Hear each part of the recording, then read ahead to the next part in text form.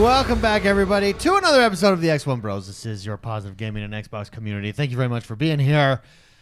As always, I'm joined by the bros, the XoneBros. First, it's Mr. McSpicy. Hello. Next, how's it going? it's Jordan the Man. Hello. And last but not least, I am X1. It has been a fabulous week of all things gaming and gaming related. It is a new month, which means we have a new Game Club Game of the Month.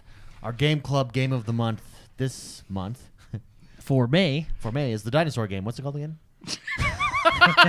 Second Extinction. There you go. It's in early access, but it is a part of Game Pass. So, it's an early access game in Game Pass. Go play it. It's actually really fun. It's Left 4 Dead, but with dinosaurs. Super fun with dinosaurs.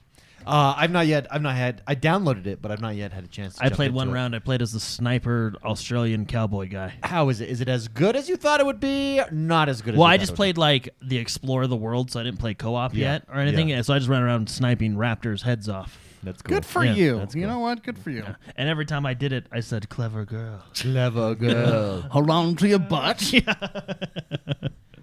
No, but I think it'll be fun in co-op, so it'll be exciting to get a couple people in play. Yeah, I'd like to talk about what else you played this week, and that is Resident Evil 8. That came out It today. is here. Tell me about it, Jordan.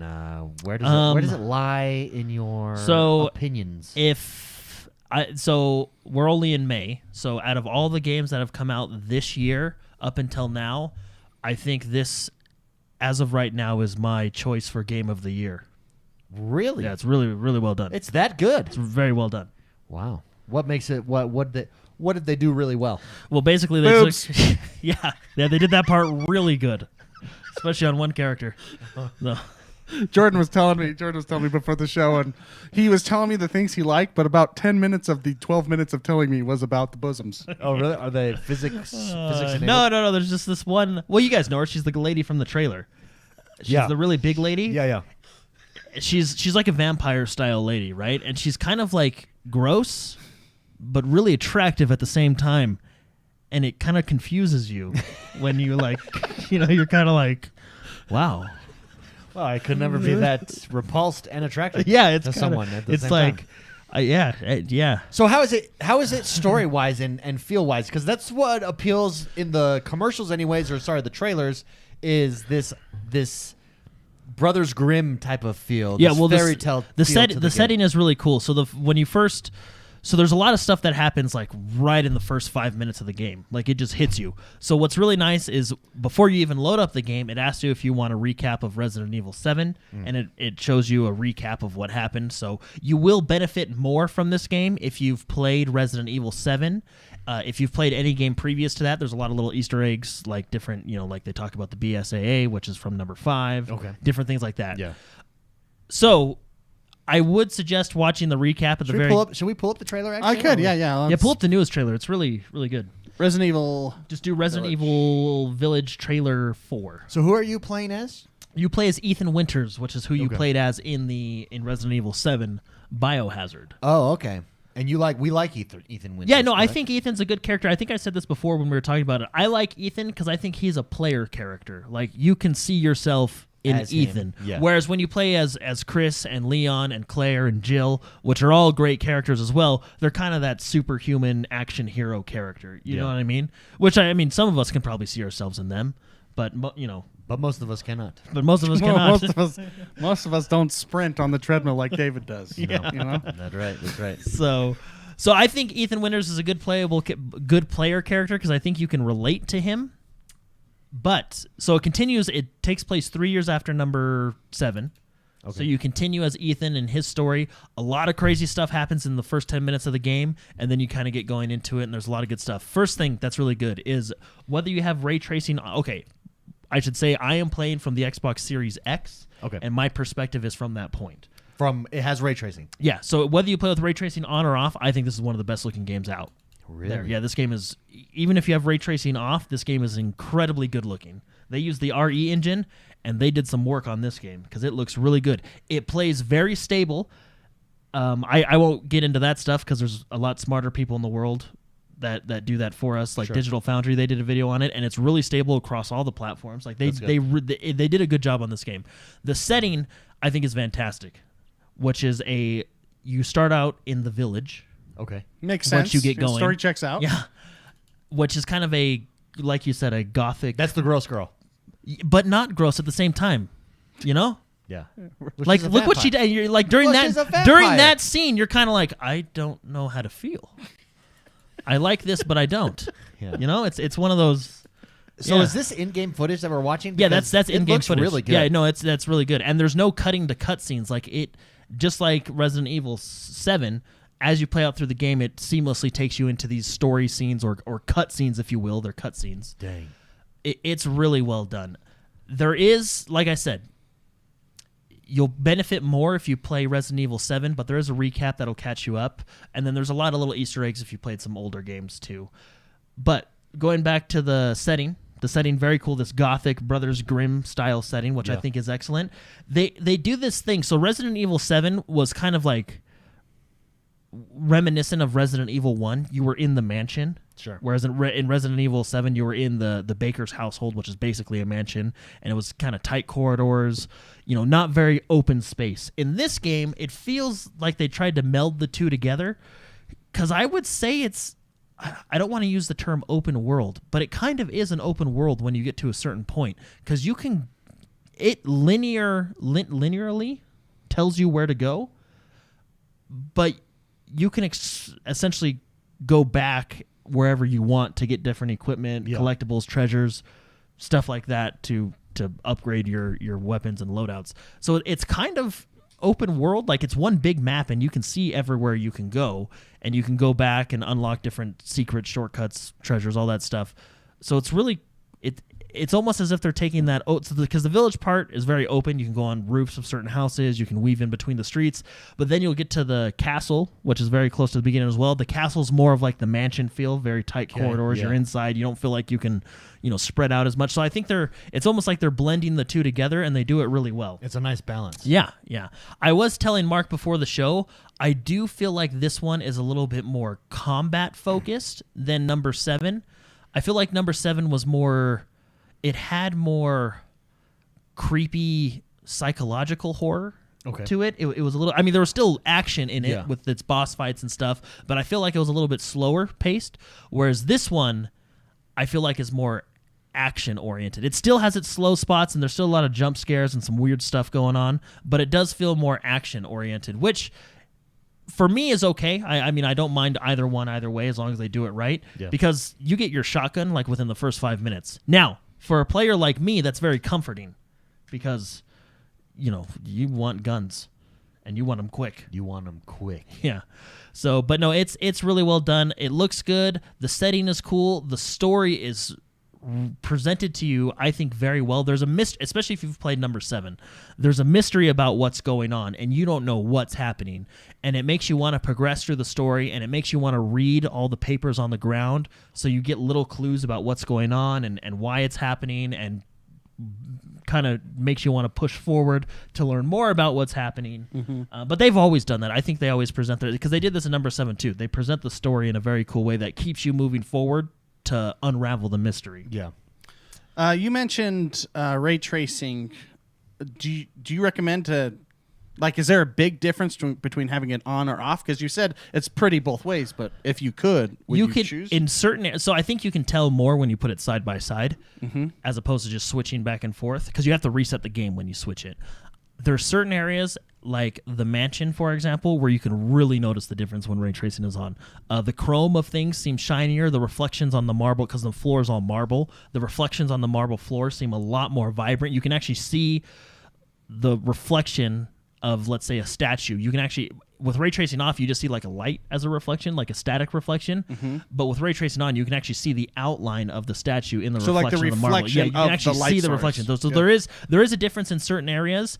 Now, I was watching the Digital Foundry breakdown of it. Now, going into this game, I thought it was it's 60 frames 4K base on the Xbox Series X. Without ray tracing. Ray tracing. Now, when ray tracing's turned on, I thought it dropped down to 40 frames. But 45. 45. Because that's what it says. Yeah. And if you go in the settings, it says turn ray tracing on, and then it says 60, 45 frames. I mean, it says 45 frames. Well, on their thing that they posted, it doesn't tell you what the frame rate is in the settings, okay, but gotcha. on their thing that they posted, Capcom's, it said it would be 45 frames. When I was watching Digital Foundry's video, they did ray tracing on, and it was still playing at 60 frames. So it's 4K, given it's checkerboard 4K, so it's not native, but it's still very clear. Yeah.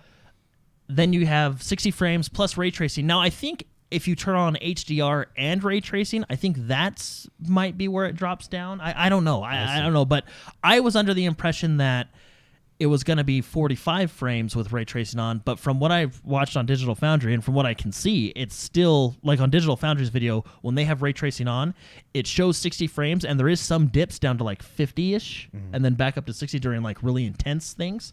But, I mean, if you can get 60 frames out of ray tracing on, I think that's the way to play it.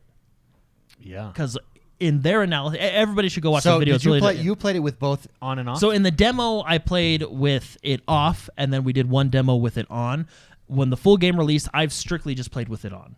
Oh, okay. Because I'd be curious at how big of a difference it is. Now, I do want to get recordings of me doing the same thing with on and off and seeing the difference, but it's really good. If you've played Resident Evil 4, and if you like Resident Evil 4 and you like Resident Evil 7, this game is for you. And I think this is probably a good game for newcomers to jump into, because I do feel like it's a little bit more action oriented. Yeah.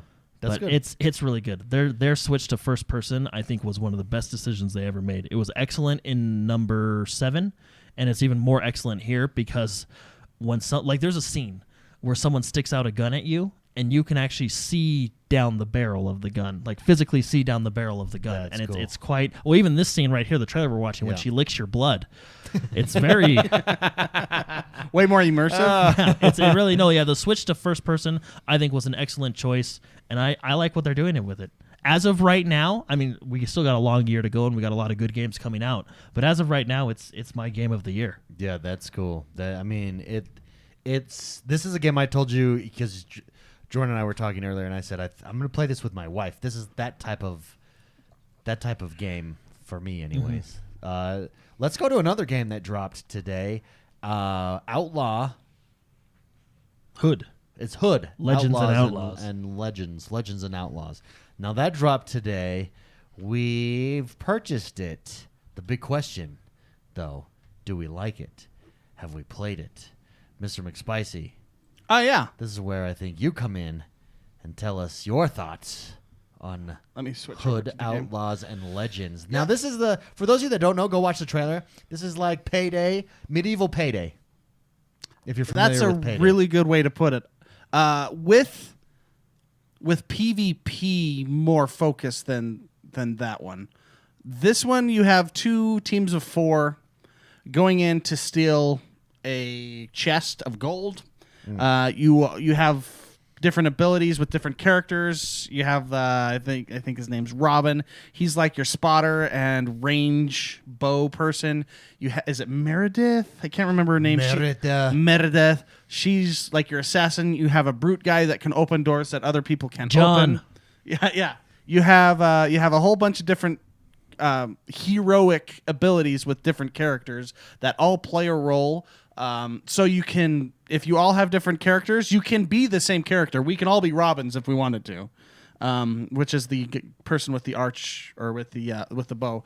But if you all have different abilities, it makes traversing the map a lot better because you can go where normally you can do shortcuts, things like that. Sure. Also, how the game works is once you get the chest, you have to find a key from some guy on the map, the sheriff, and then you have to go open up the vault, and then you have to steal the chest, and then you have to take the chest out of the city, and you have to load it on something. You basically have to do a mini game to extract the chest. Doing so, different characters can do parts of that easier than others. Oh, interesting. Okay. So it's a very... So they're really trying to get you to have a balanced team. Balanced team and a lot of co-op. That's what this game is entirely about. I played an hour plus. I mean, the game just released today. It's actually not technically released, but if you buy the pre-order version, you can play it now. Yeah, it's not released, but if you buy it, you can play it. Yeah, so it's really released. weird. It's And really it released today, so I would, before I give like hard numbers and a hard review on it, I want to definitely play a lot more. Jordan was telling me earlier that he was having some networking issues, and earlier today, when I played, it was seamless. I found a game within 2 seconds and joined in. And the games that I played, people had their mics, and it was very cool, very enjoyable. Did you talk to him? Yeah, it was a really Did you good talk time. to him with like an accent? Hello, let's go over there.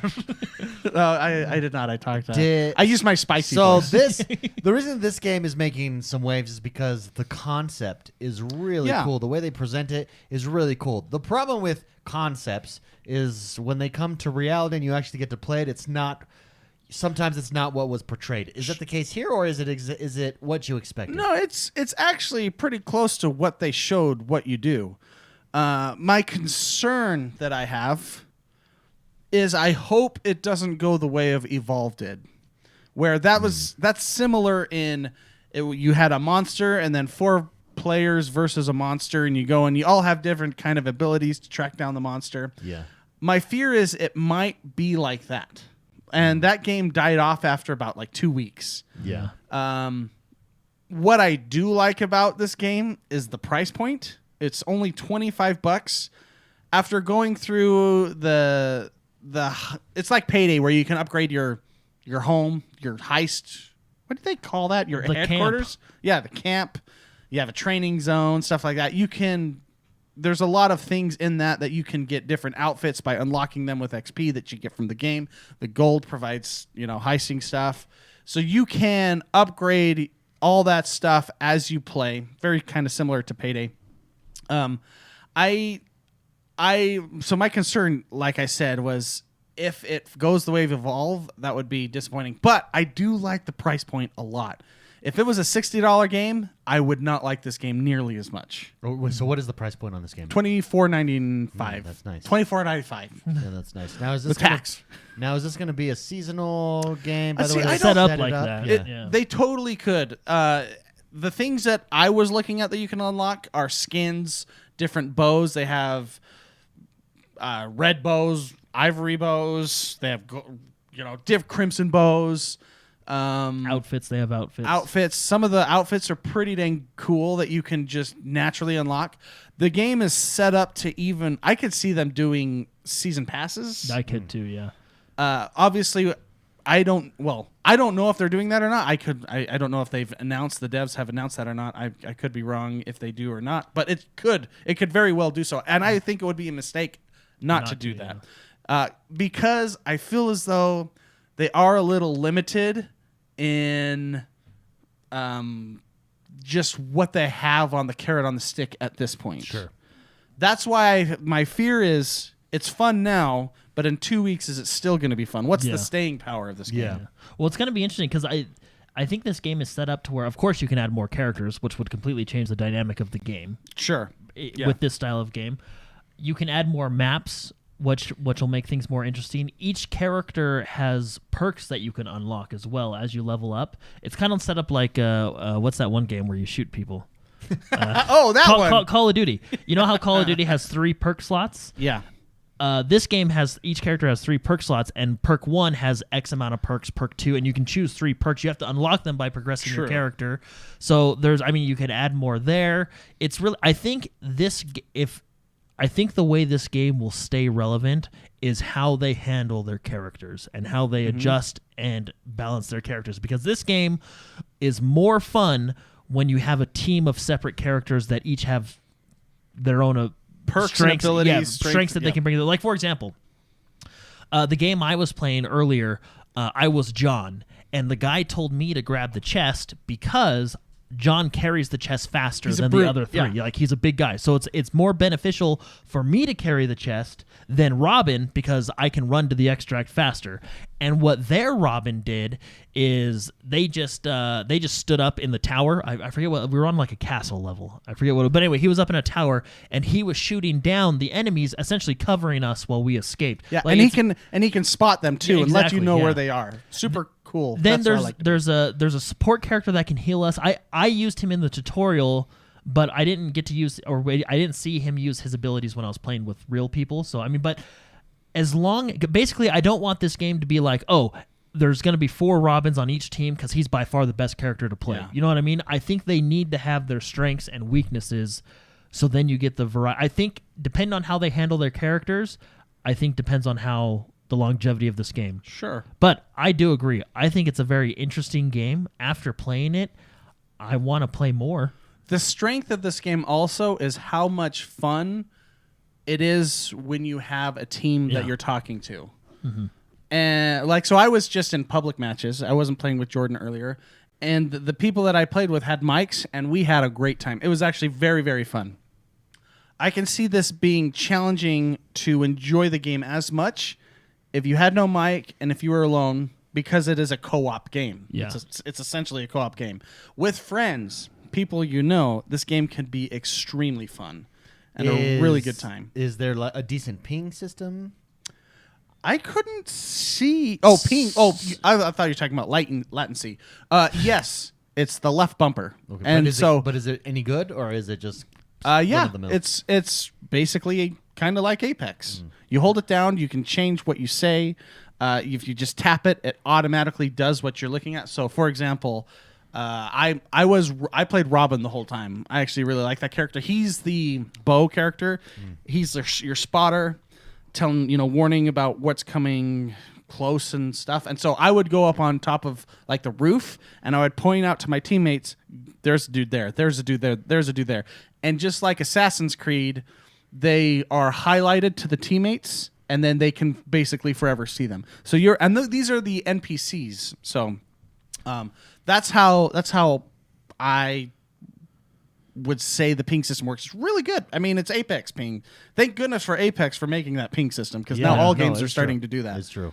But I think it's a fun game. I didn't have connectivity issues, which I've seen other people have some, but I mean, the game is launched today, so It's definitely multiplayer focused. Sure. So yeah, don't go in with a single player mindset. 100%. Yeah, there's no single player. Yeah, it's it's a $25 game. So Yeah. it's no campaign. It's payday if you were Robin Hood. Yeah. I think it's a great game. My concerns, like I mentioned, are the longevity of it, and I think if they handle it right, this could be a really fun game to play with your friends over weekends. I don't think it's going to replace my other games. Like, I don't think it's going to replace my Rogue, company. I don't think it's going to replace my Apex. I don't think it's going to replace those. But I can see it being, let's play this game tonight with my friends. Yeah, I can see that. Well, what's really going to be interesting, so I played the tutorial, and then I played one real match, and we destroyed the people we played.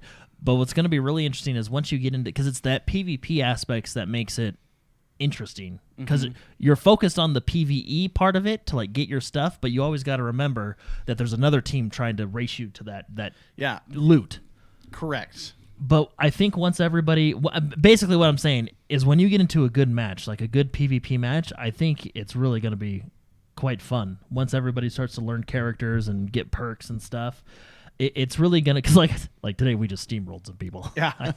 I think but everybody's still learning. If they have like a competitive league, like an actual league for, which I could see them adding competitive down the road. Totally. This is meant for, it's PvP. It's a co-op PvP game. So I would recommend not doing it. Well, you should have that in a game, right? Yeah. Like a league specifically for tryharding. Yeah. Not just, getting XP. Well, the thing is, just adding ranked to a game makes such a huge difference, because it gives you, if your battle pass is done, something to strive for. It gives you something to strive for. You're not dependent on just cosmetics, right? You're dependent on actual skill. Yeah.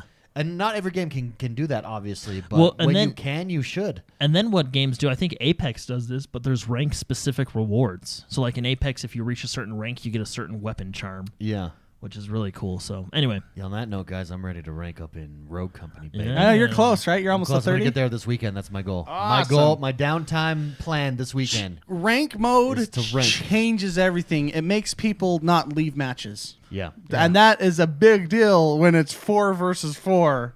Yeah, because wins matter. It's by win. Yeah. Now, and you were explaining this before. Let's review this real quick. In fact, let's pull up Rogue Company, and while we're Oh, talking okay. about it, might as well. So, but I want more time. Just to TLDR this. I want more time with this game to make sure I like it. But Yeah. so far, after the day that I've had playing it, I think it has potential. Well, it seems. I mean, just the concept seems really cool.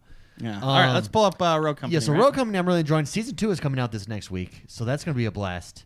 Their emotes and stuff. Their store is really good. Their battle pass not as good. I'm just going to say that right now. I don't. Well, battle pass is subjective, right? Yeah. Because I really like. So I is like the money skin. Well, so is the store, but the store every day I want to buy something in there. But I like There- the money there- skin on the battle pass. And I don't have and the that s- feeling and I like- on the battle pass. I They like need the more- scorch skin. They need to just take 2 or 3 items from their store and move it over to the battle pass. Yeah, no, I see that. But they did have a couple good items in it. I'm just saying. Yeah, I got the scorch skin. Yeah, scorch skin's cool. Yeah, scorch is cool. Well, think about their perspective, though. Don't you want people spending money on the higher cost items? I mean, I bought it. I know. That's the thing. I mean, I'm buying them. So. I have spent a They're lot of taking- money on this game. They're Yeah. taking the Fortnite approach. Yeah. So I wanted to talk about though. So this ranked mode, I'm gonna reach ranked here this weekend, and I'm not a ranked person. The only ladders I ever did was StarCraft. okay. StarCraft 2 actually. 1v1s. Yeah. It will zerg people like crazy. But GLHF, no rush, 5 min. oh, and I did Halo 5. I did Halo 5 as well. But Rogue Company is based on wins. You rank up or rank down solely on whether or not your team wins. That seems short-sighted to me. Like it should be. I should go up by my contribution. But you were explaining to me, Spicy, earlier that that's problematic. Yeah, how do you value your contribution? And that's the whole. I mean, there's a huge discussion and debate with Overwatch because Overwatch ranking is not based on win-loss. Yeah, but Overwatch bends you over, though. I mean, like, But that's why people don't dislike that. How well did you play as that character versus your win-loss? I think, And especially a win-loss. The reason they do that is a win-loss on team games. Sometimes it's not your fault, but you still get the loss. Yeah. But it's simple. When what Overwatch does, their algorithm, I don't know how it works, but it is dumb. You win, you get 1 SR point. You lose 70. yeah, it's like it's bad. It's like holy wow, what happened And here? you are like, you look at the stats and details. You have 4 or 5 star, gold stars and everything. You have all that. Yet you lost and you tanked all that SR. Yeah. I don't know what it is, Well, but and that's also- why people complain that they're in elo hell so much in Overwatch because it's not based on a win-loss. Do you think if Overwatch locks your league loss, it would be better? For example, if you hit Silver League, you can't drop out of Silver League. I actually think so. I think Hearthstone. Apex does that too, So don't they? Hearthstone does that, and I think it is one of the best versions of like a ranking system ever. The problem with Hearthstone is though it's a single player game. It makes it much more simple. The win loss. Yeah. So Apex, I think, locks you into a league minus like Diamond and Predator League. I think there's like a skill decay, which makes sense because at that point you're top 500. You know what I mean? Yeah. So you have to. But I think in like your lower leagues, working yourself out, I think a league lock, I guess is what it would be called. So The League Lock, but I the thing actually agree. is I've won all 10 placement matches and I've lost all 10 placement matches, and it puts me in the same spot.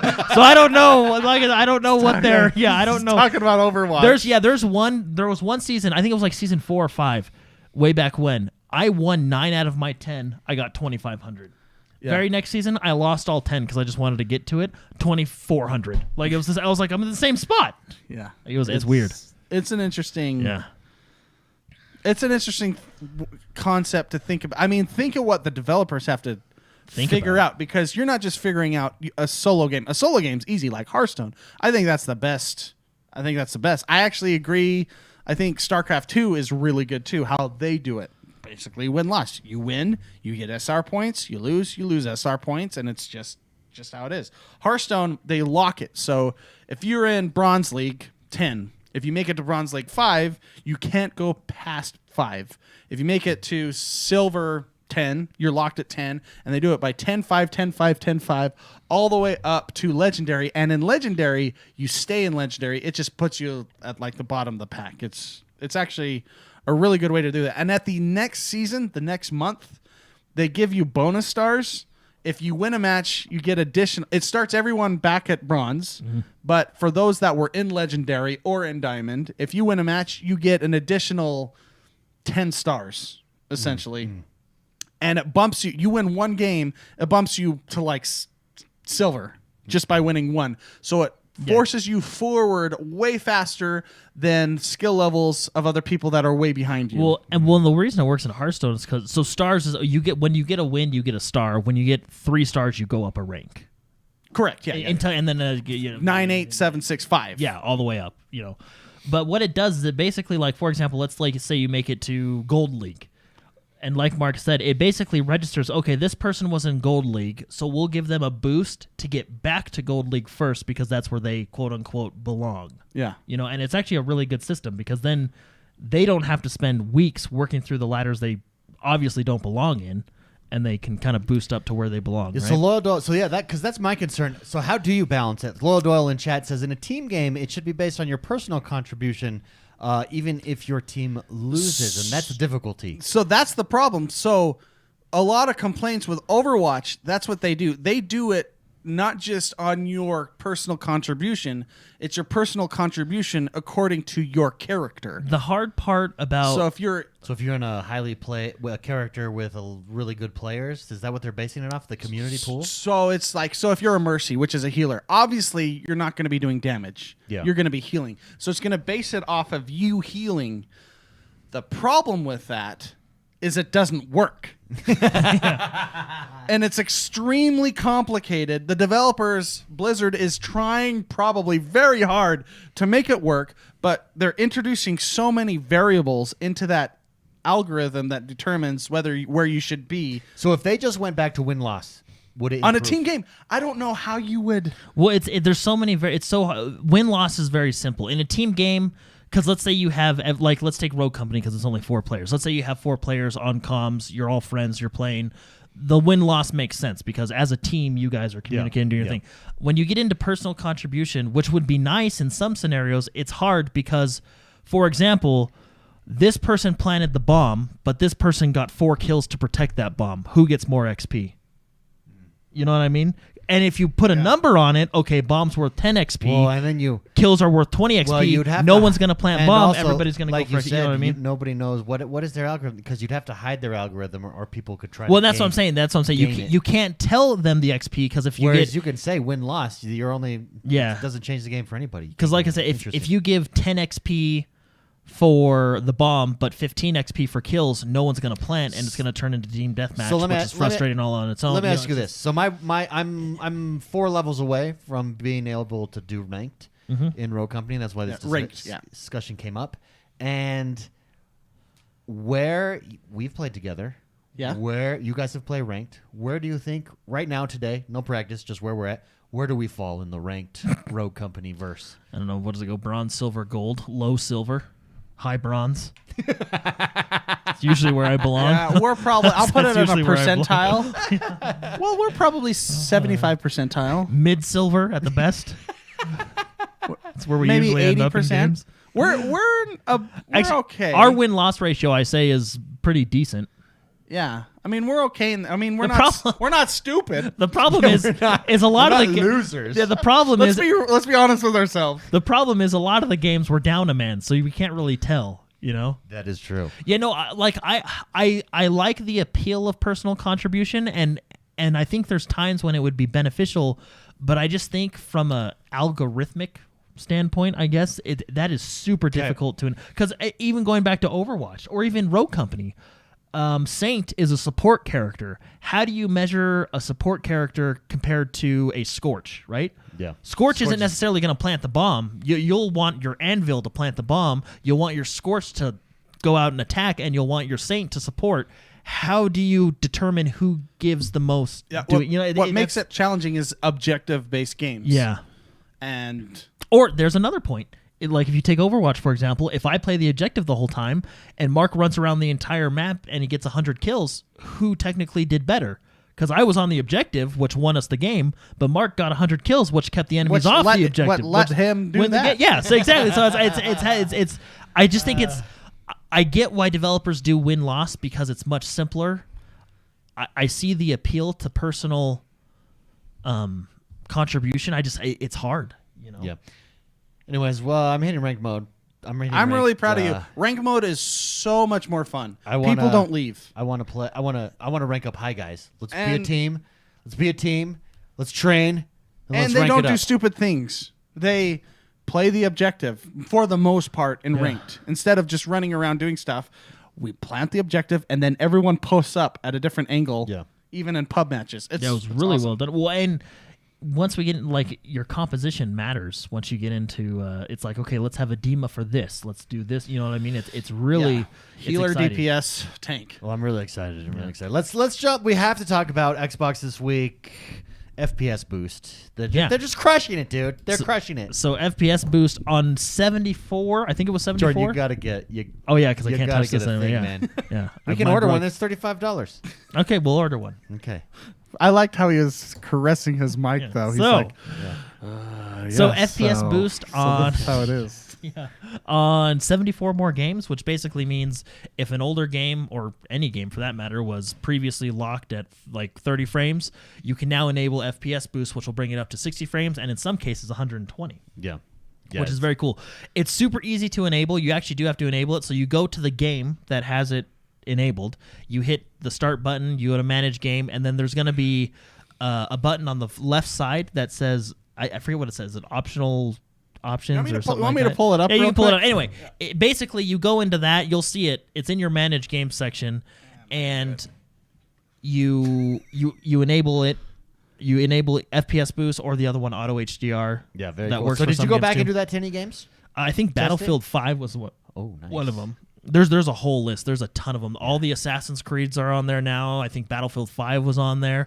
If you go over to xboxlive.com, it'll have the whole list of them. But I think FPS Boost is a really excellent feature, especially combining that with Game Pass, because now a bunch of games that are in Game Pass, you can now go back and play at 60 and in some cases 120 frames, which makes a difference. So it's not enabled by default. Correct. Yes, you have to go into manage game and hit enable FPS boost. Okay. So, which is very cool. And then in addition to that, this week they added a bunch of new Game Pass Ultimate perks, which not a lot of people talk about, but we're going to talk about it because there's some good ones. If you go to the store and go to perks and you're a Game Pass Ultimate member, you can claim these. That's actually how we got boosted up to level 20 in Rogue Company Season Pass, because that was one of the perks. You get boosted up so many levels. This week they have a ton of cool ones. The one that stood out to me was Apex. So with the launch of the new season, and because it was May 4th this week, they did weapon charms that were the Imperial helmet and then I think a Stormtrooper helmet. Oh, that's cool. So, but you have to go in and claim it. It's still available. So be sure to go in and claim those while you're looking for all your new FPS games. Those are like nice treasure finds when you finally discover Game Pass perks and you've never looked at them before and you're like, well, they're really good. And I've noticed on Major Nelson's like weekly Xbox thing that he does. It's like a 5-minute thing that he does each week, 5 to 10 minutes. He's been going in and telling people about it. I wish they kind of put it more front and center, because right now it's in the store off to the right on a small button. I think it'd be cool if they use it as well. Anyway, because it's a super great feature. I think Spellbreak is in there, so if you're a Spellbreak fan, Apex, like I said, last month Rogue Company was in there. It's really good. Very cool. Very cool. That brings us to the next segment of our show. This is the segment of the show where we take your questions. I like your notes, David. Just for the record, I think David added those last two. I did. Oh man, in the show notes, David wrote I some thought you guys very didn't notice special. What if we just like said it? Go ahead. I'm starting to check off things, and then I can't check those off. That's your notes are funny, David. You're funny guy. That was funny. AOG Wardog writes in and says, "Hey bros, Wardog here. It's been a bit since I wrote in. As we draw near a reveal for Battlefield 6, big we've been rumors. getting a lot of leaks and rumors for features and settings for the game. Some seem credible and others do not. My question for you guys, what would you guys like to see for this next game? Anything from Battlefield 5, perhaps some features from Hardline or Battlefield 1. As always, bros, keep up the awesome work. Jordan, start with you. Yeah, this is exciting. They have basically almost all of their studios working on this game. Yeah. They got Dice LA, which is the Vince Zampelli. He was the old Respawn head. He's heading up that studio working on it. You got the main Dice studio. I think you have Criterion that was announced last week that is working on stuff. I mean, I think they're putting all their eggs in one basket here because Battlefield 5, if we're 100% honest, did not go all that well. No. There was a lot of ups and downs. I think the game overall was a decent game. I think they made a couple good steps forward and then they took a couple steps back. But I think I really hope they have. I think they've learned from those mistakes. The thing is, when Battlefield is hitting, even Battlefield 5, when it's hitting on all cylinders, there is no game like it. It is a blast. I think the problem was it just didn't have that like Warzone had more of a fun sandbox feel than Battlefield did, and that's what Battlefield is known for. Yeah. You know? Exactly. And then they come out with like really awesome, like the Pacific. That was awesome. I think it was right before Christmas or right after Christmas? We got the Pacific. Yeah. It was a high. The game was in a good spot. Then they went and hosed us and did all those DPS changes on the weapons, which screwed it up. And then they reverted that 3 weeks later. Well, my problem with the Pacific though is it becomes a one-trick pony. You need a little bit more than that. Like in Pacific, there's one good map. You're gonna need more than that. Yeah. In order to do it. Do you think? What is the best game mode in Battlefield? Conquest. I agree, Conquest. Yeah, that's what it's designed for. Rush, I do think, is a fun alternative. Yeah, it's like attack defense. But I do think Conquest is what the game is built around. So why not strip it back and just go back to That's what I think Conquest. they should. That's what I think they should do. I think they should launch. I think they should launch with large scale Conquest, which is like the big. I don't know their player numbers. There's been rumors of 100 versus 100.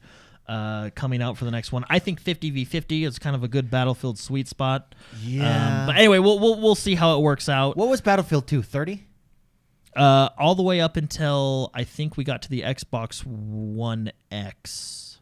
I think was on console. It was like 32 versus 32, and then I think because there's a point where it becomes too much, and you don't have an effect on the battlefield. The battle's too big. Yeah. It becomes a war.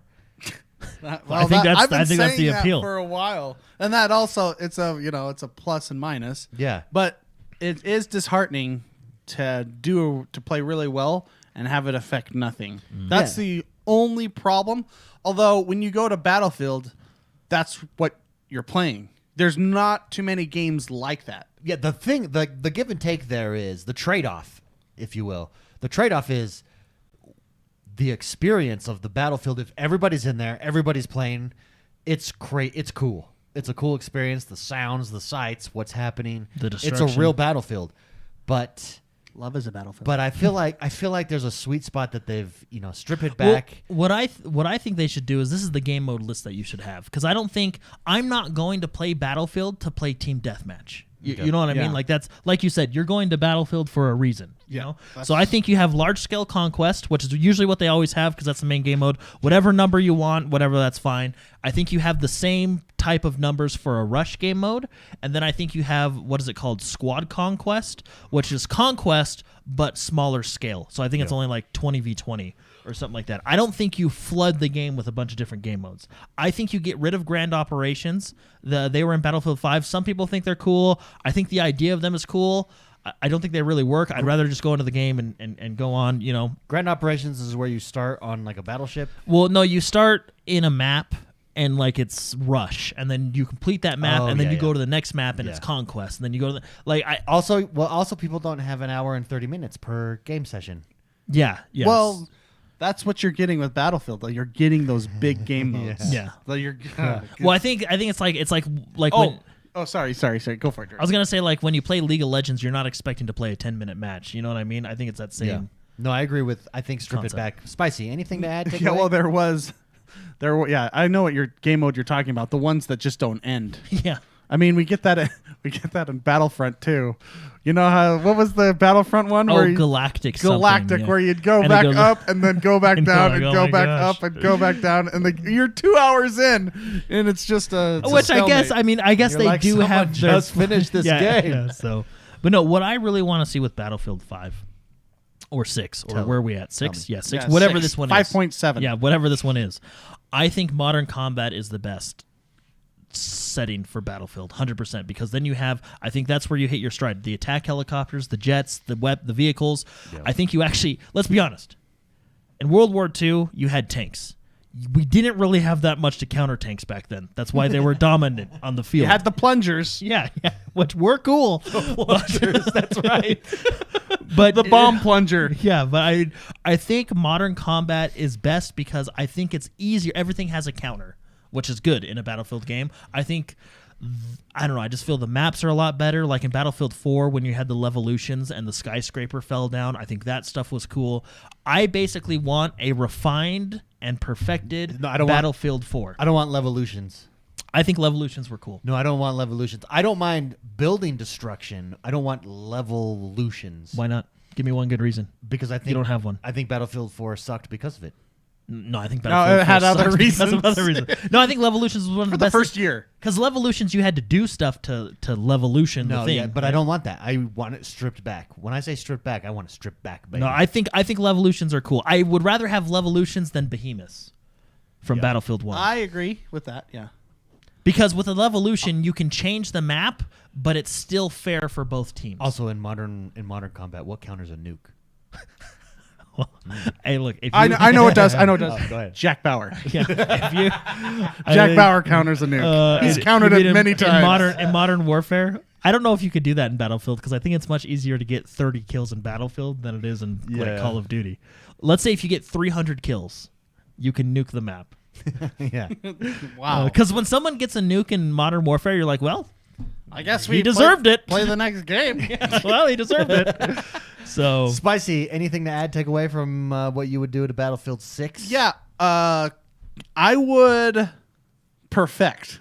Okay, let's use that word. I would perfect the class system. I don't like overlaps. In abilities. I want very specific counters for each kind of scenario. Oh, yeah. And I want your team to be able to be balanced. I don't want everybody being able to just be pure DPS. Well, and Yeah. specific playstyles. Well, see, and that's what was so great about Battlefield 4 stands right now. I think is one of the best Battlefield game out there because first of all, everything's fixed. Yeah, So that was a big so there's deal. there's the whole when you shoot someone they actually die now. But the classes, an assault was an assault, an engineer was an engineer against tanks, a sniper was a sniper. You know what I mean? And they had. I agree with you. I think one class should be anti-vehicle. Correct. One class should be a soldier killer. The One should be sniper should be, support. which is essentially your sniper with your flares and stuff. And then That's what it. What was the other one? Yeah, 3. Do we just need 3? Let's There's just another need- one. we just need Oh, 3. there was the heavy who gave ammo. Yeah. Which actually falls under another support. Anyway, yeah, I just think a perfected Battlefield 4 is what I want. I do think if they don't go Modern Combat, I'm just throwing this out there. If they don't go Modern Combat, I do think it's a huge missed opportunity. No, I think we'll come back to present day, whatever it is, right? Great question. Thank you very much, AOG, for writing in. Appreciate it. Super Shark. There's so many supers. Sorry, Super Shark. Super Shark writes in and says, Video Game Brothers. If Xbox is Netflix, then Sony has got to be Blockbuster, right? It seems PlayStation is on the ropes. If you were in charge of a Sony strategy to counter Game Pass and all the glory that is Xbox, what would you do? My crystal ball says game developer. Is this Sega all over again? Question mark. Super Shark. Thank you very much for that question. I mean, so people listening right now that are PlayStation fans are saying it's not over.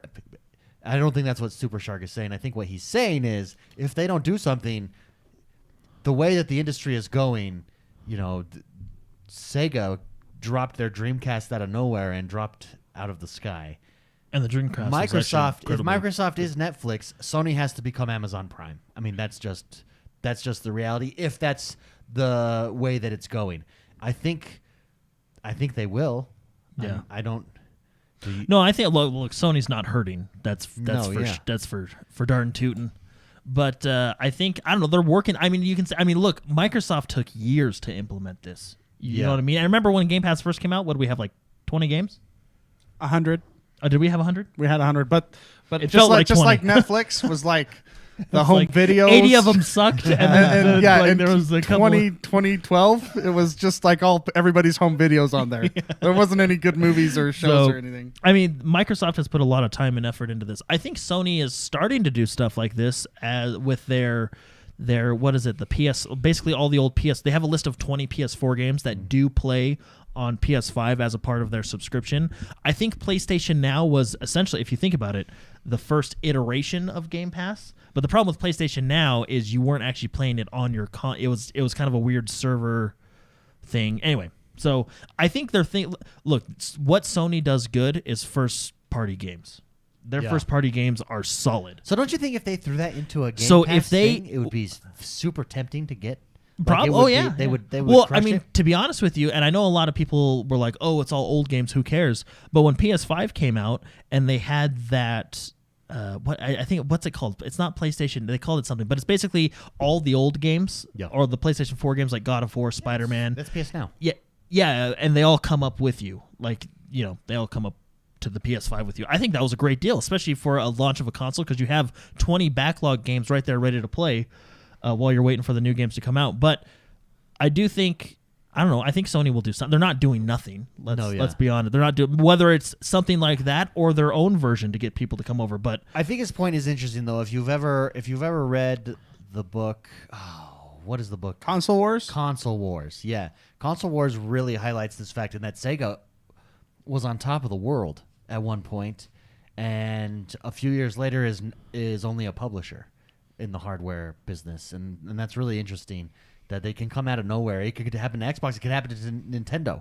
Although Nintendo, I think, is the least likely for it to ever happen to. Dude, Nintendo but it could happen to any developer. You've got to stay on top of it, and that's the thing. Also, what came out this week in the Epic lawsuits is a bunch of documents just talking about, like Xbox not making money on hardware. Again, in Console Wars, everybody in the gaming industry knows that it's the software that you make money on. It's not the hardware. Well, and it's not just Xbox, because it was actually a pretty big story. It's not just Xbox that doesn't make money. It's all of them that don't make money. Yeah. So, because that was a big story. And that's what it was a big story, but it was kind of like, well, we already know that they don't make money. They make money, but they don't. Like, for example, when you're looking at articles, there's like financial analysis that send out predictions. So they're just predictions. They're not even like the we don't even from have the the hard company. numbers. We don't have hard numbers because they're not going to release those.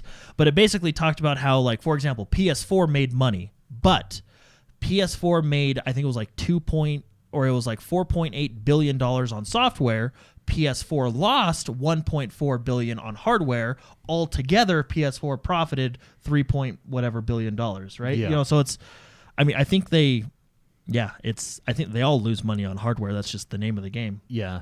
You just want to lose as least money as possible. So right? Super Shark's question, if you were in charge of Sony and the Sony strategy to counter Game Pass, what would you do? I would buy everything that Game Pass doesn't have. Yeah, I would go. Your strength is going to be Japanese major titles. Final Fantasy 16. No Square Enix game should ever be on Game Pass if I'm PlayStation. I see, and that's what's now, hard. as an Xbox fan, I'm loving this cozying up relationship. And I hope that it happens more with Xbox. I hope Xbox buys Square Enix. But if I'm PlayStation, the thing that you have over everybody, except for Nintendo, but the thing that you have in between the two, versus Xbox, is you are this Japanese publisher and you have access to these games and you have a leg up. I would make that the home of your your whatever subscription service. I would go to a subscription service. I do think that's the answer. I mean, they have people that are a lot smarter than me, so maybe they have a different strategy. Well, look what Sony's doing right now with Resident Evil 8. Again, these are rumors, but I mean, it's probably true. Is they signed a deal with Capcom saying that Resident Evil 8 cannot be on any subscription service for at least a year. Yeah. So obviously they're making moves that would to be the prevent first that from thing. happening. That'd be the first thing I do. The next thing, I would go and make Square Enix a Sony first-party studio. See, and to be honest, that was a huge hit for me. Although we'll learn more later when it comes out. But the new Final Fantasy 16, which is made by, I think, one of the best directors out there, or not Final Fantasy 15, Final Fantasy 16, because it's basically being made by the guys that did Final Fantasy 14. It's exclusive on the console to PlayStation. Yeah. We don't know for how long, and we kind of know it's coming to PC, but we also kind of don't know. Yeah. Because remember, they were like, yeah, and also PC. Oh, wait, never mind. Forget that you saw that. And then close your eyes. Yeah, and then we never heard anything on again, the so same it's- topic of what you would do on the to counter it, Cooper in chat says, "Hey bros, what do you think of Sony trademark on Sunset Overdrive? They trademarked it this week. Oh, do you think they're going to bring out a Sunset Overdrive 2? Yeah, it might just. They be own only on Insomniac. Sony. Yeah, Yeah, because Insomniac was still a independent studio when they made Sunset Overdrive, right? And then Sony bought them. it's a decent game. Yeah, I think it's an underrated game, really. Yeah, no, I agree with you. Spicy, Sony strategy. Yeah, I mean, I'm going to actually say exactly what you said. It's working. That's the thing. Microsoft's strategy is working. Yeah, They have the first mover advantage. They put in all this work. What Sony has to do is match it. So they have to come out with their own subscription service, and they have to do it fast. And they have to put all their first-party titles onto it. yeah, that's the key. If they don't move quick, That's this is moving down the, this is a big boulder coming down the snowball. mountain. It's a snowball effect. Yeah. They're going to, the more Microsoft grabs these companies, grabs these first, these exclusive games, it's just going to get worse and worse and worse. Microsoft has to move, or Sony has to move quick.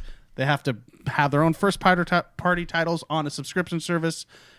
And that's what I think the answer is. Yep. They have to move fast. If they move slow, they're going to be So I Sega. think what's hard is you become a victim of your own success because they're still leading at this point, but it's momentum.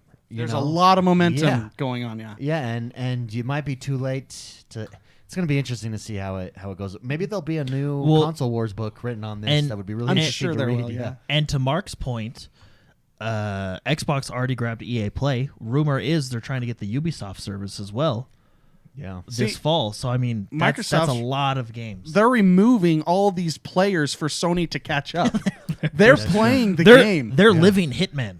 Yeah, they're literally moving pieces to their side of the board, and they have been for years. Well, and I shared with you guys a story, and this is anecdotal evidence, but my cousin, big PlayStation guy in England, big PlayStation, never Xbox. And he's getting an Xbox, a Series S, because Game Pass. Game Yeah. Pass, Series S, that price point, I'm done. And he's like hesitating to pull the trigger because he's not an Xbox guy. Yeah. Well, and here's the thing with this, and it's not just Game Pass; it's their entire strategy. Because I saw an article today, actually, when I was looking at FPS Boost, it said FPS Boost on these 74 games makes the price point of Series S an incredible deal. Yeah. Because now you're getting even higher frame rate games, and this isn't on the developer side. So let's take Battlefield 5. To my knowledge, DICE isn't coming in and doing this. This is all Microsoft. Brute force. Yeah, on their force. They're hacking it. on Hacker their- man's I getting mean, involved. I'm sure they have to get permission or whatever. But No, from they my don't. from my understanding, this is Microsoft coming in and doing this. So at $300, you get a console with next gen hardware in it, Yeah. and you get all these new games that are now FPS Boost. Insane. It's insane in the membrane. Name the band. Anybody? Cypress Hill, come on. Insane in the membrane. Yeah, Cypress Hill. Is that it? Cypress Hill or Prodigy? Oh, that's Cypress Hill. Insane in the brain. Oh, that. Insane in the membrane. Yeah, that's What Cypress Hill. insane? Got no brain. I'm pretty sure it's Cypress Hill. Prodigy has slapped my bitch up. That's the, Oh, of course. Yeah, I always get those confused. That's right. That's right. I get them mixed up. It's Mint writes in. Thank you very much, Super Shark. It's Mint writes in and says, "Hey, bros, happy Friday. Are there any long lost game mechanics or features that could be brought back to games, or do you have an idea for one that could be introduced? I'd like to see more games use voice commands in squad shooters instead of using the D-pad, or to change inventory items so you don't have to take your fingers off certain buttons in FPS games." Jordan. Yeah. No, I like the idea because I never like to let my fingers leave the joysticks, especially Yeah. when I'm in a intense situation. Yes. Which is why I love the back paddles on the Elite controllers and stuff. Didn't the Tom Clancy End War, I think it was, for the Xbox 360? SOCOM I did it think as they well. attempted to do this, and SOCOM, I don't know if PlayStation 2. it worked really well or not. Yeah, I it's mean, never I worked think well. I think technology at that point was probably a factor. But Well, but even think now, I don't know that you could do voices, because even think now with Alexa or with Siri or how often it messes up. yeah, And that's like technology built only to do that. yeah, and I feel like I feel like with me, I'd be like, "Hey guys, go over there. What are you doing? Son of a. You know, go that way." No, because in a game like Enlisted, I was playing that earlier this week. And you can actually command your squad to do things, but like you said, it's all on the D-pad, so it's almost awkward in intense situations. But if you could do it with voice and it does work, it would be cool. Yeah. Would be You'd really actually cool. feel like a commander. Yeah, you'd be a commander. I still to this day think the bumpers, Apex's ping system, replaces all the need for voice acting, Yeah. voice commands. Yeah, it still does it the best, I think. Yeah, it's perfect because you hold it down and then you can quickly rotate the circle over to defend here. You know, you can do it within seconds. It's genius. Yeah. And when games Nobody like does- Rogue Company nobody- put it on the down on the D-pad, that pisses me off. No, the worst one on Rogue Company is Melee is on the D-pad. Yeah. What? You can't click in? I feel Well, like it's trendy I mean- to not No, put no, it like, on a bumper. But like, if you guys think about it, Rogue Company's control scheme makes sense though. No, it doesn't. Like, no. For example, your grenade is on your left bumper. Bumpers are a good spot for grenades. Sure. Yeah, I don't right? mind that. Your I don't mind P, that. your swapping left and right is on your other bumper, which is Fine. also another because it's all about convenience, right? Yeah, I'm fine with that. Because it's about which abilities are more usable and convenient at a higher percentage. So right? why is Melee on... Because melee, you're going to use 20% of the time. Switching your shoulder, you're going to use 80% of the time. But why not make Melee a click? Click in. Because clicking is roll, which is great because you don't have to take your Clicking's things not a off. roll. Oh, Clicking B is crouch. roll. Yeah, clicking is crouch. What's the other click? He is rolling every game. Yeah. What's the other click? The other click doesn't exist. Sprint. It's sprint, yeah, sprint. which makes sense, right? Yeah. So, I think their control scheme makes sense. I think in that game, it came down to what are players using for the majority of the time, right? Because let's be honest, you're not gonna melee. I think you're gonna melee less than 15% of the time, but you're gonna switch It shoulders. needs to be, but 90% of the time. No, it needs to be on right joystick. Click in. But then, how do Melee. you crouch quickly? B. I would rather be able to crouch and turn at the same time than take my finger. Anytime I have to take my thumbs off the joysticks, ooh, it makes me nervous. No, B. You know? Especially in a fight. You guys all play it wrong. Southpaw. I've been keeping my thumbs on Yeah, joysticks the claw. since 1998. The claw and Southpaw. Remember when I was is where showing, it's at. remember when I was showing you, David, how to set up your Elite controller? Because I have my roll and jump underneath.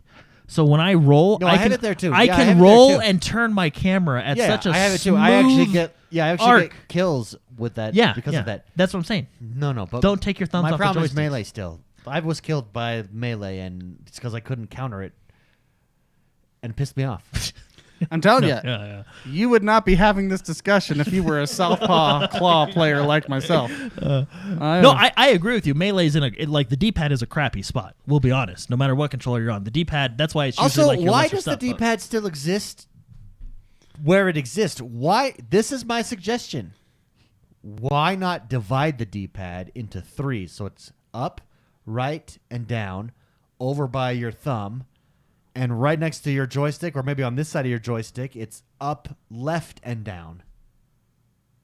Well, then I have to take. At this point, if I was playing like you, No, guys, but it's all thumb travel. It's all. But that's the idea. You It's all don't travel. want to take Travel your time. thumb off But the you joystick. don't want to take. Well, I don't need to if I could just. But and then half a second, I just headshot you. Well, You know so what I no, mean? That's so what I'm saying. Not me. you don't. Whatever thumb it is, you don't want the. You want the looking thumb. Here we go. We got it right here. Okay, you want the looking thumb to be able to access the D-pad, because then you can D-pad while you're running forward with the other Okay. thumb. Then what I'm saying is, why not put it here, here, Here, and show the here? camera. Show the camera. Okay, here we go. I am, and for those of you listening, I'm looking at the left joystick, and on the left joystick, my suggestion is right next to it is an up button, and a down button, and a right button, and on the other side, same thing, up, down, left, and you can just. So you're 'cause it's all saying about because you want distance, 'cause less look at- travel time. Yeah, look at the travel time to get. Look at that. Even with my finger, it takes forever to go down to the D-pad. Whereas if I'm right here, it's just bloop. Yeah. Bloop. I think at that point Bloop. it becomes a hardware issue of how much can you actually fit in that tiny spot up there. They can do whatever they want. They You know put a what? man I guess on the moon. technology, They put a man on the moon. We can't move our D-pad. yeah, we can put them on. We should just get Dance actually- Dance Revolution mats to play these games. I actually use that. I actually use that excuse all the time. We can put a man on the moon, but we can't think of a better system We for can, this. we can put a man on the moon, but we can't move the D-pad. No, but to answer your original question, I think the reason it's down there is because of percentage of use, right? You're more likely to use your grenade, so let's put that in an easier spot than you are to use your melee. Well, you can still have this down here, but I just make adjustments up here. Because D-pad is useful in like turn-based strategy games. And fighting or platformers. Platformers. The ping is down there too. Now I know you rebound your ping to a bumper, didn't you? In Rogue Company. Because I communicate with my team, and I use the ping far more than anything else. My ping is on my bumper too now as well, and it's because it's convenient, perfect. and I don't have to. I use it all the time. Yeah. Whereas I would never use it if it was on the D-pad. But still, how often in that game do you? Let's say the melee was on your left bumper. How often do you think you'd use the melee? A lot more than I do now. Yeah, here's the deal. I don't use the melee because I have no idea where it is on the controller. It's right on the D-pad. I mash all my buttons together to try to melee when somebody pops around. I don't know how we got to that question or that. No, it's Mint's question, right? Yeah, old features that you would bring to a new game. Spicy, any old features that you miss or that you think should come back from a game? Play testing. Play testing? No, they did not play test back in the early 90s. I feel like in certain games they what do. games have given you problems? What was the last? Cyberpunk was the last big one. Yeah, that was that's a good. Yeah. That's Okay, making sure that the game releases comfortably and within parameters as far as playability on anything that you. I would actually want. I mean, I don't buy physical copies anymore, but if I did, I would want legit manuals again. Yeah, and like maps and stuff. Yeah, where they gave you like they gave you cool. backstory and different stuff. Like remember the big Red Dead map that you got? Yeah, and I love Skyrim, I think was one of the last ones that I got. Witcher was actually one of the last ones that I got. But yeah, well, the Red Dead one came with Bonnie. Yeah, I'll tell you what a feature that I want back that I think every game should have is the merging of a turn-based style in a real-time combat scenario in single-player games. Dragon Age Origins, the original Dragon Age. Well, what you're saying is you just want the original system of Dragon Age. Yeah, back, which I think is what we all want. I want that back. We all want that. I'm just gonna say it. All us pure Dragon Age but players. the thing is it's not even. I don't want it understand back. because it's a little complicated. No, this is what happened. But it's not action packed. It's still action combat while managing your team. This is what happened. They came out with Dragon Age and it was great. And then I think Mass Effect 3 came out around the same time. And they saw the success of that and they said, hey, Mass Effect is a sci-fi third-person shooter. What if we made Dragon Age into a third-person shooter? And they basically did that. Yeah, with sword. And they basically did that. And that's what sucked about Dragon Age. What set Dragon Age And that's what apart. sucked about Dragon Age 2. And that's like one of the last games that I stayed up till like 3 in the morning And playing. see, this is the problem when you drastically change the core mechanic of a game. So now Dragon Age 2, you have people that never played Dragon Age 1 and they just came in and played Dragon Age 2 they like it. and they love that fast style combat. So now you have two audiences. You have the purist audience who wants Rename Dragon it. You don't have to call it Dragon Age. The correct audience. Yeah, sorry. It's the correct. The correct audience who wants Dragon. And guys, I'm not against action combat. I think it works in certain games, but the original Dragon Age was perfect. Hey, let's pull up the original Dragon Age combat just so that we could reminisce. Because maybe it sucks. We haven't played it in forever. But what I love. No, I played it on Steam a couple months ago. It's fantastic. And we talk about it all the time. It was this. Origins. Your team was your team. Well, yeah, and imagine. Oh, here we go. Could you do PvP that way? Like you have a team, I have a team, Spicy has a team. We go head to head. I think that introduces a whole new set of complications. Yeah, but I'm gonna fast forward ahead and try to find complications. That would be awesome. What I'm saying is when you drastically change a system like that, you then create two fan bases, right? The ones that want the new action system and the ones that want the old system. Because look, it is slower. It is more tab targety. Yeah, no, but that's what made it good. It is very tab targety. That's what made it good. There's nothing wrong with tab targeting, and there's nothing wrong with action combat. There is a problem when you try and meld the two together. Bro, look how good this game still looks, though. I was actually thinking that. It doesn't look bad. It was a great game. Yeah, it is. This person's already set up his macros. Yeah, just for the record, this right here. So see right there, look at the wizard is back behind. She's supporting. He's got that set that way. And then he can adjust. Morrigan is that. He can adjust how he wants to. Yeah, David dibbed her. Yeah, no. So this right here, if you've ever played Dragon Age Origins combat is a refined Knights of the Old Republic combat system. It really is. which makes can see sense. that, Yeah, yeah. it's that because this when I look at this style of combat, I think, oh man, this is what a Knights of the Old Republic remastered would Okay, be but like, you right? you could make it less tab targety. You could just No, take, no.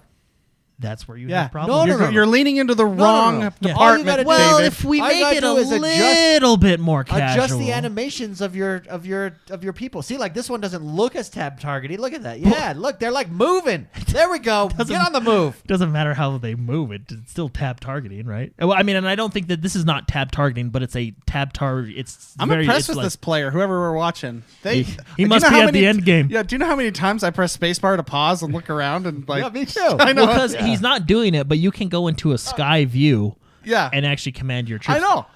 What he's done in the last 30 seconds takes me like 4 hours.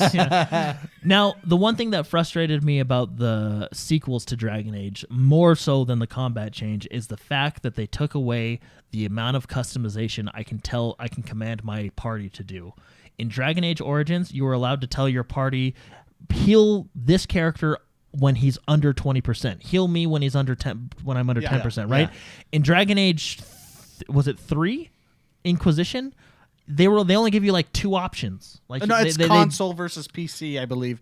But it the is thing true is, they gave you less. in Dragon regardless. Age Origins on the console, I still had way more options you had, for my character. I think, 6 macro steps, But- and on PC it had 10. But within those macro steps, I could choose lots of other Yeah, stuff. it's true. Heal greater than this, or do Yeah. it was all these statements. It was great. you was an just Excel what's sheet. so great is it's if-then statements. Yeah. If this happens, then have this character do this. Exactly. And this guy, obviously, that we're watching, spent like hours setting it he's up. good. And that's because he half the doesn't even fun. go into Yeah, that. he's good. But this Dragon Age, I think, is just a pure like RPG Dungeons and Dragons style game. Like it is to this day. I think this game.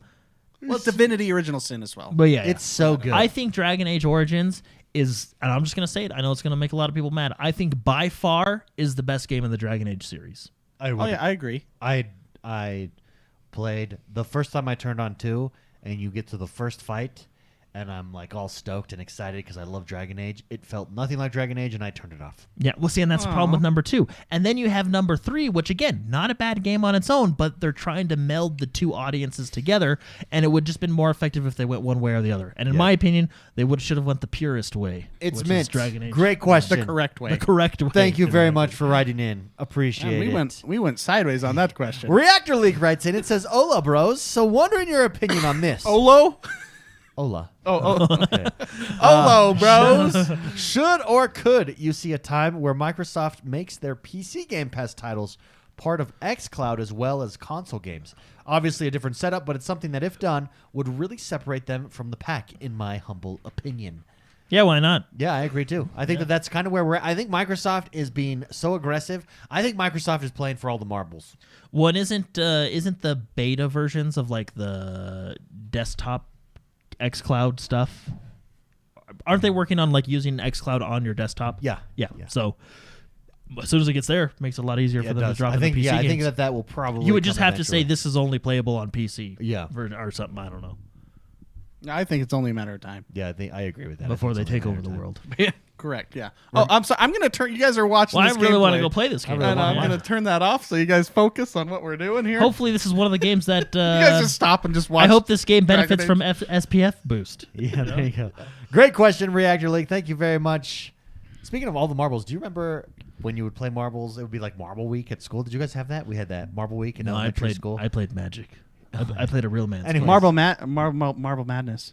I remember that game. And you would like Marble Madness. But anyways, in my school, you play for keeps when you played marbles. You played for pink slips, huh? Yeah, and when you lost your first like boulder, I remember like almost crying. The world used to be a.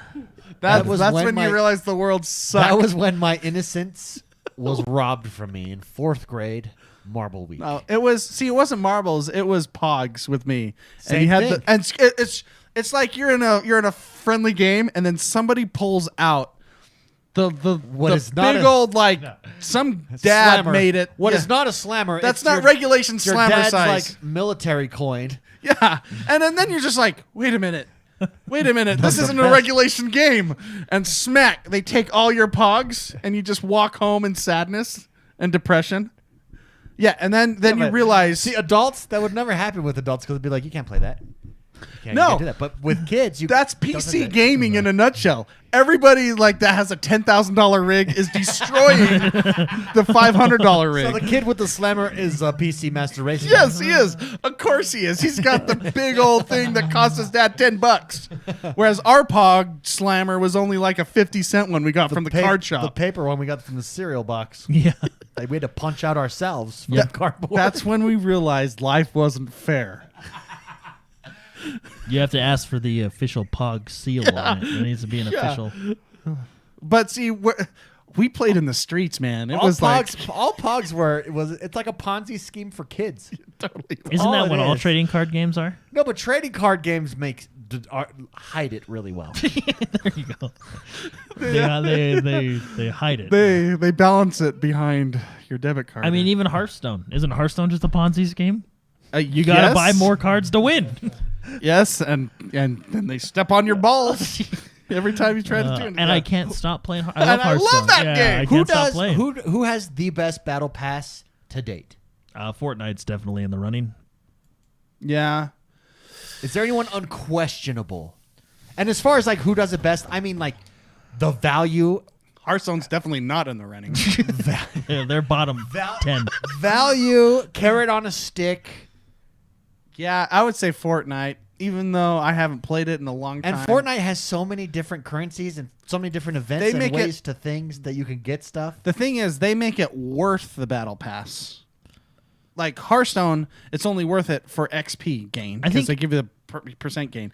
And even Rogue Company, Rogue Company's battle pass sucks. I'm just gonna say it. there's just not a lot of good exclusive stuff on it. Yeah. The better stuff is in the shop, and all I want. I'm not saying that you shouldn't have the better stuff in the shop. You should. I understand that. Just add more Just cool take- stuff to the battle Just pass. take 3 or 4 of those items and throw them in. Like, you know how many backpack flyers I want to buy every single day in that See, shop? they should Just put one of those on the battle pass. I agree with you there because let's be honest, the season 1 battle pass was probably like 3 items that I really wanted. Yeah, the But- end Adam is cool. That Scorch outfit. Yeah, and then I think the sweet. money skin is really cool. Yeah.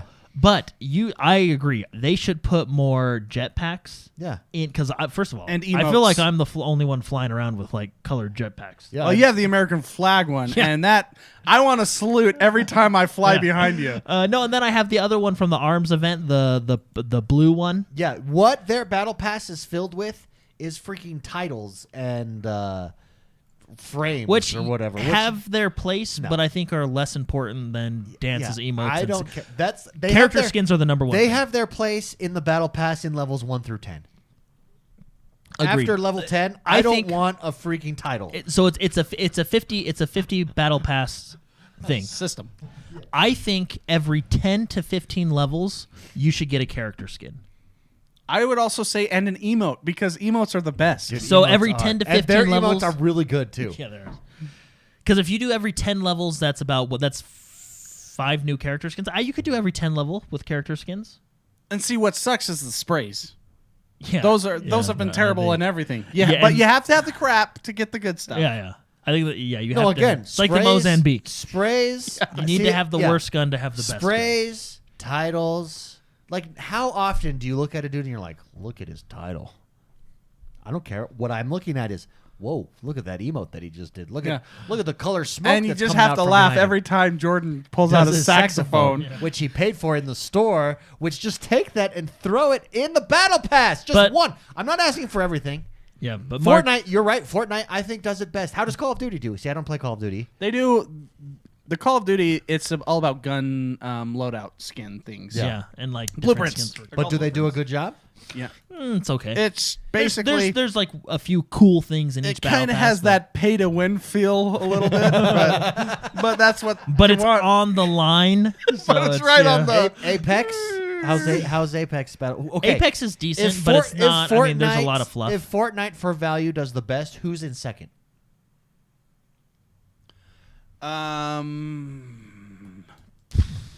Yeah. Look, the fact that we can't think. The problem is there's a lot. This is what battle passes do. I think Apex, although they do have some good stuff, they fall into this category depending on the season, right? Vigor, I think, does this too. Rogue Company does this. There's a lot of fluff. Like the first. There's Sea of Thieves. I think is actually a lot of fluff too. There's basically a lot of crap before you get something good. Whereas Fortnite, it's like every 3 you get something that's like, oh, okay. It's like worth it. You know, like, yeah. a new pickaxe, or a new emote, or a new, right. you know. And it may not be they still have the really cool stuff in the store, but it's still something decent that you would use. Diabolic Jester says Destiny has a decent paid / free season pass as well. Yeah, because you get the seasonal skins for it. See, Destiny also has sex appeal, so Yeah. that's an easy battle. Super pass Stalker I think says, to do. isn't COD first person? It Yeah, so they is, do weapons. but that's why I say it's like on the line of pay to win, because you can get blueprints, and the blueprints, when you're in Warzone, when you get to a crate, you can use your blueprints to make the perfect weapon. Essentially, You can use your blueprint. It's on the line. They're walking it's like the line. it's like hugging that line. Well, it's like Genshin Impact. It's friendly. It's player friendly pay to win. It makes you feel good. Yeah, and That's you're like- your money. It's Well, just, you're like- it's just off the road enough to not get people pissed off, but Yeah. it's still there. Like you're like, yeah, I know. People are paying for Who blueprints. does the worst battle pass? I Hearthstone? have. Yeah, there's Well, Overwatch, because they don't even do it. I would say Red Dead Redemption. Okay, that theirs was is a good pretty one. terrible. Yeah, Theirs is terrible. but theirs is terrible because Theirs is not a battle pass. because they're doing pay to win and calling it battle No, pass. no, like- pay to play, I'm calling it a battle pass. Yeah, so because they- the idea of a battle pass is it's the option to buy it, but you can still access all of the same content. That's not the case in Red Dead Redemption. Well, in Red Dead Redemption, it's basically like if you for example,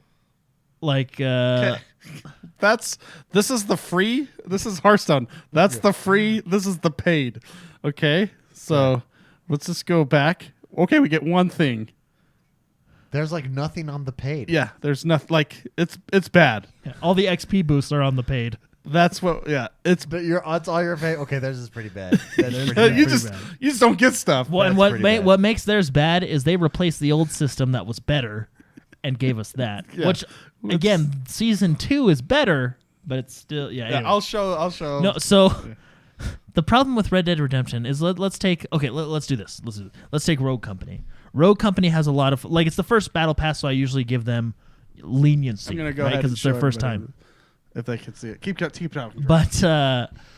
But Rogue Company at least at the end of the battle pass gives you a really cool skin. So they're like, yeah, we're giving you a lot of fluff, but you get something cool if you finish it. Yeah. Red Dead Redemption, and I love that game, minus the online stuff. They come out and they say, hey, we're just going to make you pay a lot of money for this battle pass and just give you straight crap the entire time. And you guys are going to buy it. Grind for that. Yeah, crap. and then you're going to grind for that crap. And we don't care. Super Shocker leaves a super chat and he says most battle passes items are like the toys at a parking lot carnival. It takes a lot to get that big bear. It's true. It's true. Well said. I Well think said. I think the problem with Call of Duty and Apex's battle passes, and I think Fortnite does this too, is I don't like the 100 tier battle passes. I think It's too 50s. much, I think yeah. 50 is a good number. And you know what's funny is you can just take the same amount of experience it takes you to get 100 and just put it in 50 levels, and then so it theoretically takes the same amount of time, but mentally I think, oh, it's only 50 instead of 100. And the other thing you can do if you take it down from 100 to 50 is you can get rid of 50 levels of crap, which is sprays, and condense it down to 50. Help out your design team. What? They could help out their design team to not have to design the sprays. Yeah. Well, that's the thing that frustrates me about Overwatch is I get someone worked on the spray and its artwork and all that's great, but the sprays are so stupid. They're If the spray was an NFT, you'd care. no, I want it. That's the solution. Overwatch needs to go to an NFT. Yeah, all their sprays need to go to NFTs. Then sprays are oh, haha, that was funny. I'm glad I opened a box and got 4 of the exact same one. Let's get out of here with Yeah. with our last question. Comes in from Jay Carell. This one's from Mr. McSpicy. Oh. He wants to know Spicy's opinion on the new Van Weezer album. He says, I love old school rock, and I think they did a great job with it. Spicy. Yeah, this is going to be real super embarrassing. I have been saving myself to listen to this album this weekend.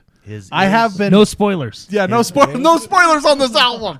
Well, Man, Jake- I have been waiting for Van Weezer to come out for 2 years because it was supposed to come out 2 years ago, and then a whole bunch of stuff happened and COVID. StarCrafted it. Yeah, it's taken a long time, and they teased me with one of their. They came out with a single, right, and it's so good, and so To answer his question, I cannot wait to listen to it. I haven't listened to it yet. Did you get any Weezer NFTs? No, they were all sold out. I got 2. Jordan called me and he's like, "Hey, guess what? I got some." Like, how did you get them? They're all sold out.